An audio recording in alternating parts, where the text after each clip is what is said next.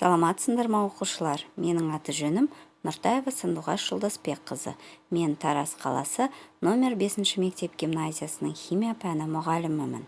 Балалар, топ, период, блок дегеніміз не? Период пен топтар бойынша элементтер қасиеттері қалай өзгереді? Яғни бүгінгі сабақтың тақырыбы химиялық элементтер атомдарының қасиеттері мен кейбір сипаттамаларының периодты түрде өзгеруі.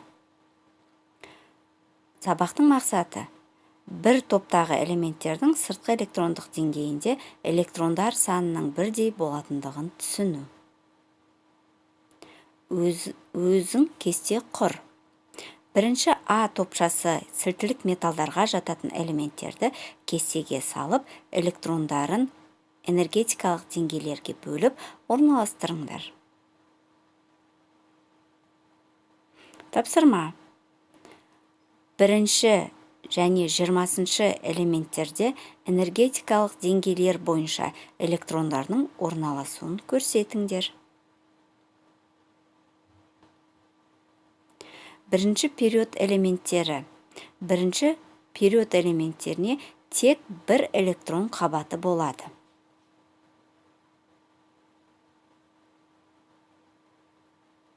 Екінші период элементтері.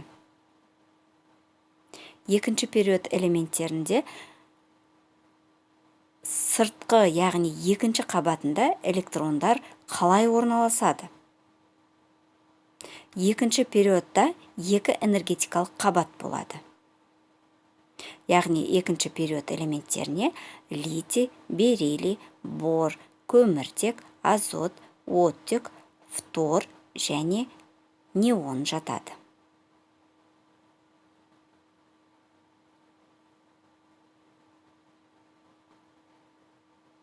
Үшінші период элементтерінің сыртқы қабатындағы электрондар саны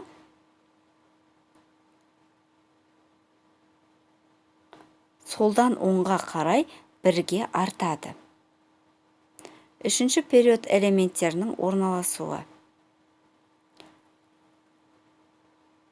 Яғни үшінші период элементтерінде 3 энергетикалық қабат болады. Ол энергетикалық қабаттар, яғни сол элементтің период номерін көрсетеді. Бекіту сұрақтары. Салыстырыңдар. Үлкен, кіші немесе теңдік белгісін қою арқылы. Ядро заряды натрийде үлкен ба, жоқ әлде магнийде үлкен ба? Атом радиусы азотта үлкен ба, жоқ әлде оттекте үлкен ба? Энергетикалық деңгей саны күкірт пен фосфордың қайсысында үлкен? Сыртқы энергетикалық электрон саны мышьякта үлкен ба, суримада үлкен ба? Металдық қасиеті кальцийдікі басым ба, калийдікі басым ба? Бейметалдық қасиет оттекте басым ба, жоқ әлде күкіртте басым ба? Ойланып көріңдер. Жауаптарыңды экрандағы жауаппен тексеріңдер. Ядро заряды кальцийде үлкен. Атом радиусы оттекте үлкен. Энергетикалық деңгей саны күкірт пен фосфорда тең. Сыртқы деңгейіндегі электрон саны мышьяк пен суримада тең. Металдық қасиет кальцийде басым. Бейметалдық қасиет оттекте басым. Рефлексия. Яғни бүгінгі сабақты қорытындылайтын болсақ, кесте үлгісін толтыруда қандай қиындықтар туындады? Және қандай тапсырмалар қиындық туғызбады? Осы сұрақтарға жауап беру арқылы келесі суреттер бойынша өз рефлексияларыңды жасаңдар. Бүгінгі сабақта алған білімім болашақта пайдаға асады. Жасағанымның, білгенімнің жартысы пайдаға асады. Еш қайсысын пайдаланбаймын. Қалай ойлайсыңдар? Қай